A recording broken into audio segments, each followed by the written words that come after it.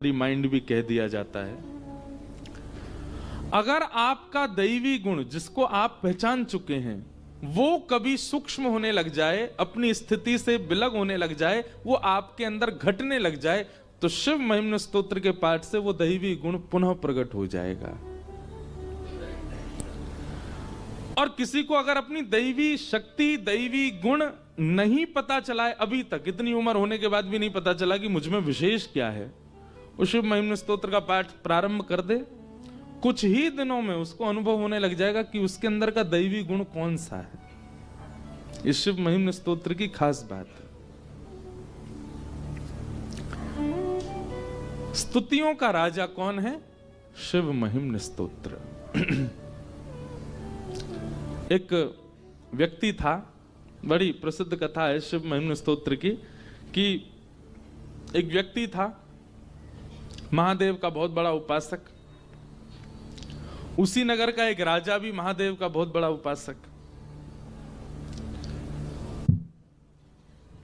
भक्ति में कभी कभी प्रतिस्पर्धा आ जाती है कि हम पहले जल चढ़ा दें महादेव पे, हमसे पहले कोई ना चढ़ा के जाए। वीवीवीआईपी की भी बहुत कैटेगरी होती है। एक तो होती है हमको बस पास से दर्शन हो जाए, एक होती है हमको अभिषेक का अवसर मिल जाए, एक होता है कि पूरे दिन में सबसे पहला अभिषेक मेरा हो। इतना भी चाहते हैं लोग। तो राजा जो था उसकी ऐसी स्थिति थी कि उसको रहता था कि महादेव पर दिन का सबसे पहला बिल्व पत्र मैं ही चढ़ाऊं, मुझसे पहले कोई ना चढ़ाए। और उसके लिए उसने क्या किया, पूरे नगर से बिल्व पत्र के जितने पौधे वृक्ष आदि थे सबको मिटवा करके एक अपने ही बगीचे में बिल्व पत्रों का बगीचा प्रकट कर दिया। क्यों? मुझसे पहले कोई और बिल्व पत्र कहीं से तोड़ के जा ही नहीं पाएगा। मनमुखी राजा अपने आप बिल्व पत्र लेता और सबसे पहले जाता, उसके अलावा कोई जा ही नहीं सकता, क्योंकि पूरे नगर में बिल्व पत्र है ही नहीं। एक और भक्त महादेव का, उसने कहा ये तो हिंसा है। क्यों? दबाव हिंसा है। कल रात भर मेरे मन में यही चलता रहा। हमारे किशन जी ये सूत्र दे गए, महाराज जी दबाव हिंसा है। मैंने कहा हाँ।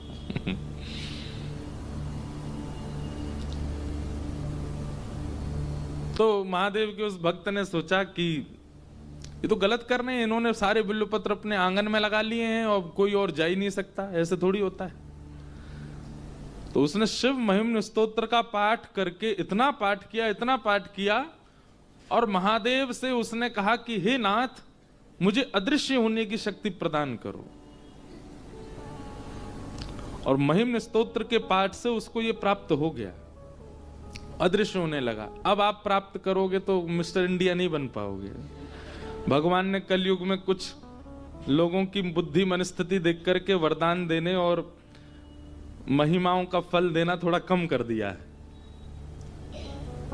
अब अदृश्य नहीं हो पाओगे। किसी के मन में अगर ये लोभ आ गया हो, ये बढ़िया बता रहे हैं। अब तो भैया एक बात हम बताएं, कलयुग में सारी स्तुति, सारे जब तब सबका एक ही फल मिलेगा।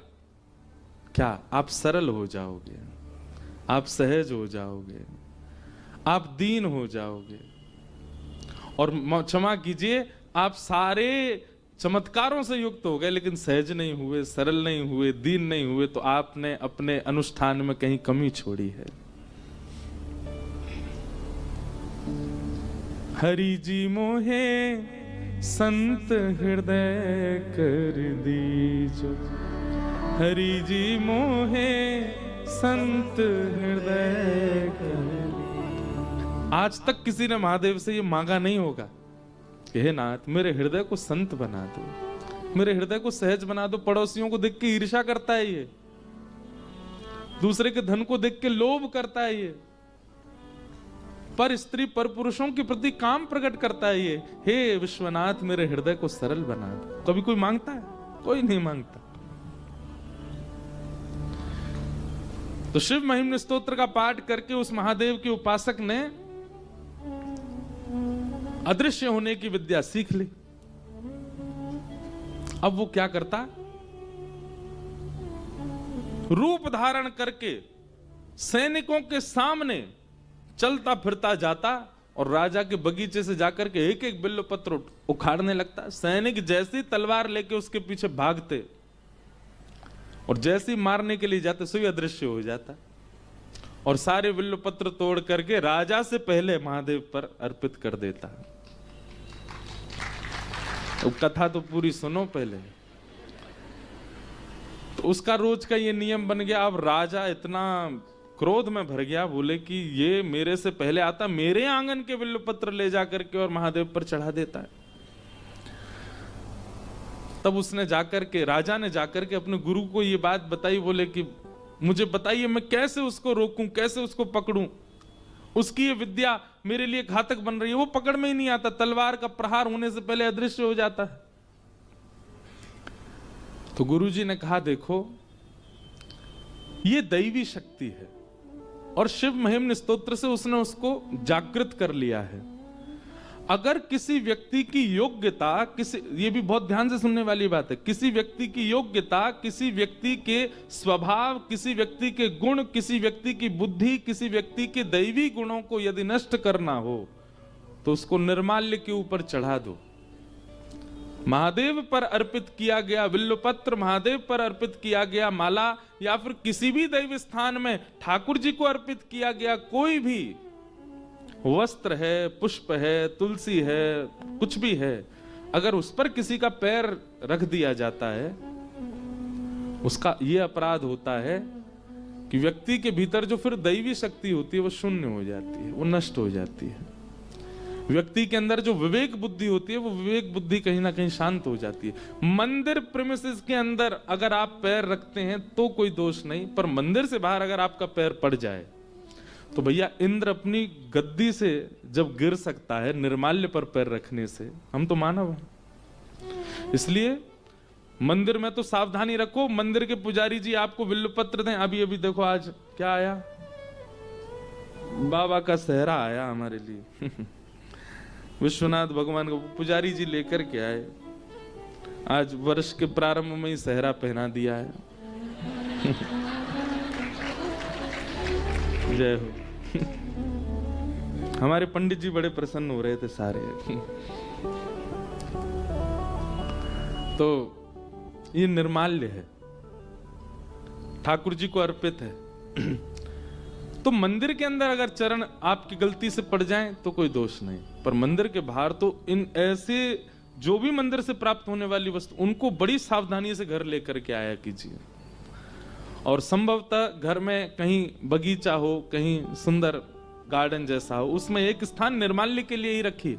धागे सारे निकाल लीजिए और पुष्प आदियों को वहीं व्यवस्थित कर दीजिए। गंगा जी में भी अगर आप पधराते हैं तो वैसे तो गंगा जी में ना पधराएं, इनका उपयोग हो जाएगा अगर इनको भूमिगत ही कर दिया जाए।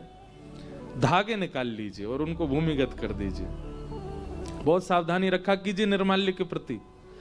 आज मानो भूल चुका है निर्माल्य की। हमने कई बार देखा मंदिर से निकले उतार करके महाराज कहीं डाल दिया, उसका अपराध। इन्हीं अपराधों से ना जाने कितने अपराध हमारे ऊपर लगे हो। भजन तक कम हो जाएगा हमारा, भक्ति में आलस से आना प्रारंभ हो जाएगा निर्माल्य पर चरण रख दिया तो गुरु जी ने उपाय बता दिया। बोले निर्माल्य पर उसका पैर अगर पड़ गया तो उसकी अदृश्य होने वाली शक्ति खत्म हो जाएगी। राजा ने यही किया।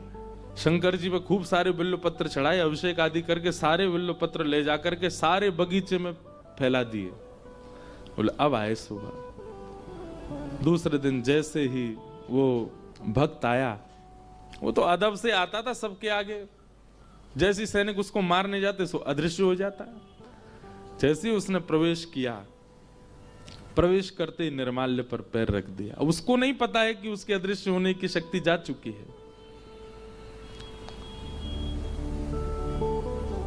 बिल्वपत्र तोड़ने लगा। राजा भी हंसता हुआ ऊपर से आ रहा था। सैनिक दौड़ करके गए, जैसे ही उसको पकड़ने लगे अदृश्य होने की शक्ति उसकी समाप्त हो गई।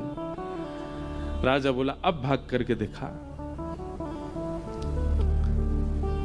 तलवार निकाल करके राजा उसका सर धड़ से अलग करने आया। उसने नेत्र बंद करके महादेव से प्रार्थना की, हे महादेव,